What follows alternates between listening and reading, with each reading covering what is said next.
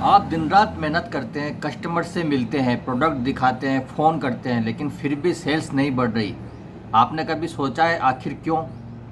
आज मैं बताता हूँ उन 5 मिस्टेक्स के बारे में जिनको सुधारने से आप अपनी सेल्स को बिल्कुल बदल सकते हैं। तो इस वीडियो में अंत तक बने रहिए। नमस्कार दोस्तों, मैं हूँ दीपक और आप देख रहे हैं सेल्स के फंडे। तो आज के वीडियो में हम बात करेंगे उन 5 सेल्स मिस्टेक्स की जो अक्सर सेल्स पर्सन करते हैं, चाहे वो नए हों या पुराने हैं। दोस्तों, आप चाहे सेल्स की जॉब कर रहे हैं या आप कोई बिजनेसमैन हैं, ये गलतियां जाने अनजाने सेल्स पर्सन से अक्सर होती हैं और उनकी वजह से हमारी सेल्स कभी भी बढ़ नहीं पाती।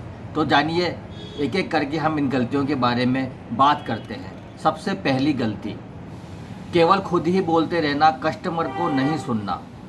मोस्टली जो सेल्स पर्सन होते हैं वह ये गलती बहुत आम तरीके से करते हैं कि वह खुद ही ज़्यादा बोलते रहते हैं। उन्हें लगता है कि जो ज़्यादा बोलेगा वो उतना ज़्यादा बेचेगा, लेकिन ये बात गलत है।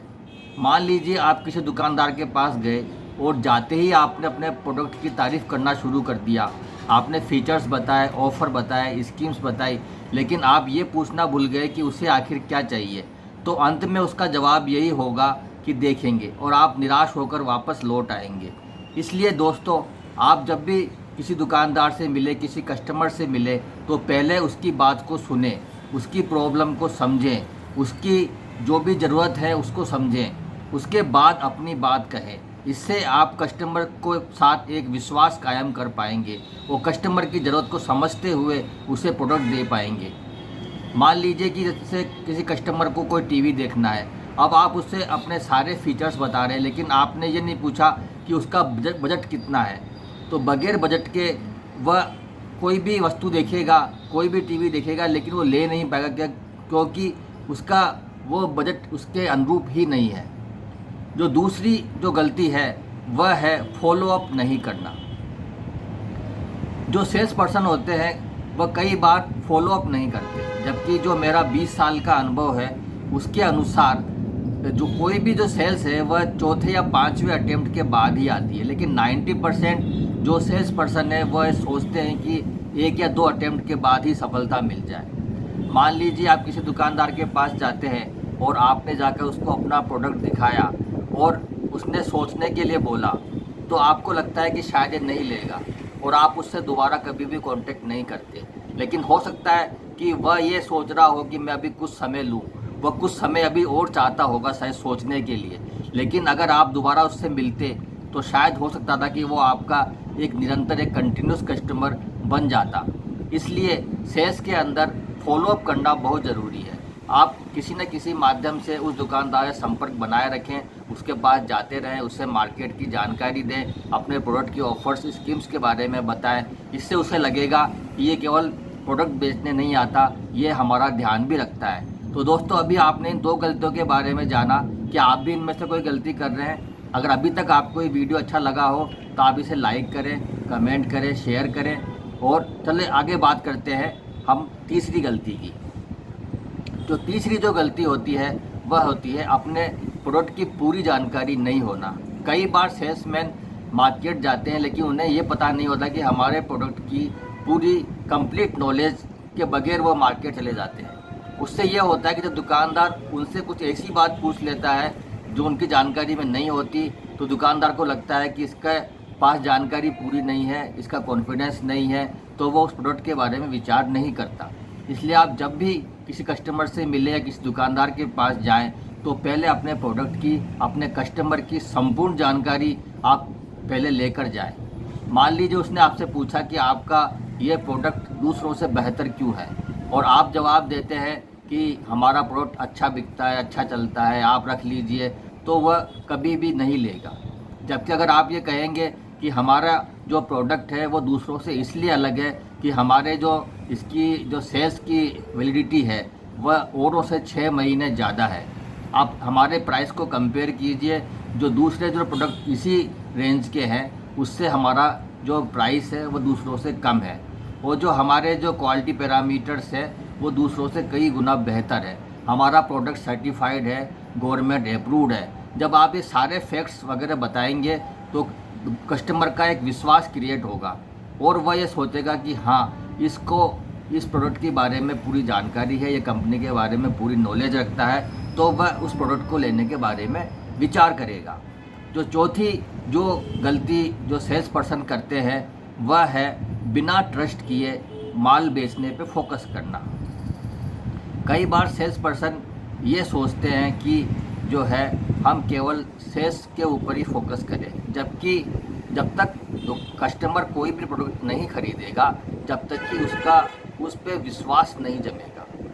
बगैर विश्वास किए कस्टमर कभी भी कोई प्रोडक्ट को नहीं खरीदता है। ये मेरा 20 वर्षों का अनुभव रहा है। इसलिए आप पहले कस्टमर के मन में यह विश्वास पैदा करें कि जो वो चीज़ लेने जा रहा है वह बिल्कुल सही है और उसको उसकी आवश्यकता है। मान लीजिए कि किसी कस्टमर के पास आप जाते हैं और आपको वाटर प्यूरीफायर बेचना है और आप जाके आप उसके वाटर प्यूरीफायर के बारे में बताते हैं, तो वो हो सकता है कि शायद वो आपसे विचार करे ना ले। लेकिन अगर आप दूसरी ओर आप पहले उसके पास मिलते हैं, आप उसके जो पानी की जांच करते हैं, पानी में जो जांच के बाद जो TDS लेवल है, पानी की इम्प्योरिटीज़ है और जो अशुद्ध पानी पीने से होने वाली बीमारियों की जानकारी उसको आप देते हैं, उसके बाद आप अपने प्रोडक्ट का विवरण बताते हैं कि मेरे प्रोडक्ट को लेने से आपका ये पानी शुद्ध हो सकता है और आपको ये हेल्थ बेनिफिट्स मिलेंगे और आप अपने घर में अगर ये प्यूरीफायर लगवाएंगे तो आप कई प्रकार की बीमारियों से बच सकते हैं। और ये हमारा जो प्रोडक्ट है वह 10 साल की गारंटी के साथ आता है। इसको आप लेंगे तो किसी प्रकार का आपको अतिरिक्त खर्च भी आपको नहीं उठाना पड़ेगा। इसकी हम लोग रिपेयर करके देंगे, आपको सर्विसिंग आपको फ्री मिलेगी। तो उस कस्टमर के दिमाग में एक विश्वास क्रिएट होगा कि ये जो प्रोडक्ट लेकर आया है ये वास्तव में मेरे लिए है और मुझे इसकी आवश्यकता भी है और मुझे इसको लेना चाहिए। इस प्रकार से उसका विश्वास आपके साथ कायम होगा। इस तरीके से आप बाज़ार में भी जब किसी दुकानदार के पास जाते हैं तो आप केवल हमेशा प्रोडक्ट बेचने के हिसाब से ही न जाएं। आप केवल ये ना कहें कि जो है मैं ये 2 पेटी लेकर आया हुआ आप ले लीजिए, बल्कि आप जाएं, उससे मिलें, बाज़ार की जानकारी उसको दें कि अभी बाज़ार में क्या उतार चढ़ाव हो रहा है, इस वक्त आपको क्या परचेज़ करना चाहिए, अभी आप किससे आपको बेनिफिट मिल सकता है, कैसे आपको फ़ायदा मिल सकता है। ये जब सब आप बताएंगे तो उसको लगेगा कि ये मेरे फ़ायदे की बात करता है, तो वह आपके साथ भविष्य में ज़रूर जुड़ेगा। इसके बाद जो 5वीं गलती है वह है रिजेक्शन से डरना। अक्सर जो नए सेल्समैन होते हैं वह रिजेक्शन से बहुत जल्दी घबरा जाते हैं। वह 1 या 2 बार ना करने के पश्चात ही अपनी हार स्वीकार कर लेते हैं, लेकिन ऐसा नहीं होता। सेल्स अनुभव से आती है। सेल्स के लिए निरंतर प्रयास करने पड़ते हैं। जितना ज़्यादा आप बाज़ार में घूमेंगे उतना आप अनुभव से सीखेंगे, क्योंकि हर प्रकार के कस्टमर का सोच, उसका व्यवहार, उसका बिहेवियर अलग अलग प्रकार का होता है। जितना आप जाएंगे, जितना आप बात करेंगे, उतना आप सीखेंगे। मैं भी जब पहले बार सेल्स में गया तो जिस स्टोर से मैंने बात की तो उसने मुझे मना कर दिया कि मैं तो आपका काम नहीं ले सकता। मैं निराश हो गया। लेकिन मैं जब 2-3 महीने बाद फिर उससे मिला और उसको मैंने बताया कि आपको हमारा काम लेने से क्या फ़ायदा है और अभी ये आप काम लेते हैं तो इतना मार्केट पोटेंशियल है, ये आपको बेनिफिट मिलेंगे, हम आपके साथ खड़े रहेंगे, तो उसको वापस उसका मूड बन गया। उसने सोचा कि शायद मैं ये काम ले सकता हूँ और वो हमारे साथ वापस जुड़ गया। तो इस प्रकार से कभी भी किसी कस्टमर की ना को आप ये ना समझें कि अब वो कभी भी हमसे दोबारा नहीं जुड़ सकता। आप ये मानें कि हो सकता है इसने अभी के लिए मना किया हो, लेकिन ये बाद में भी हमारे साथ जुड़ सकता है। इसलिए आप उसके साथ कंटिन्यूस संपर्क बनाए रखें और एक बार से निराश ना हो, हार ना माने। सेल्स जो है वह निरंतर प्रयास करने से आती है, एक्सपीरियंस से आती है। इसलिए आप सेल्स के अंदर कभी भी रिजेक्शन से ना घबराएं। तो दोस्तों, आपने अभी इन 5 मिस्टेक्स के बारे में जाना और आपने काफ़ी कुछ समझा होगा कि कैसे एक बिजनेसमैन इन गलतियों को सुधार कर अपने बिजनेस को बढ़ा सकता है, अपने सेल्स को बढ़ा सकता है। जैसे कि वह कस्टमर की सुने, केवल खुद की ना बोले, इसके अलावा ट्रस्ट बिल्ड करे और कस्टमर को साथ निरंतर संपर्क बना के रखे, रिजेक्शन से न डरे। अगर इस तरह की चीज़ें वो करता है तो उसकी सेल्स निश्चित रूप से बढ़ सकती है। तो आपको आज का वीडियो कैसा लगा? अगर आपको हमारा वीडियो अच्छा लगा हो तो आप इसको लाइक करें, शेयर करें और कमेंट करके बताएं कि भविष्य में हम और किस प्रकार के वीडियो आपके लिए लाएं। हम इसी प्रकार के वीडियो आपके लिए लाते हैं जिससे कि आप सेल्स को सरल भाषा में, सिंपल भाषा में समझ सकें।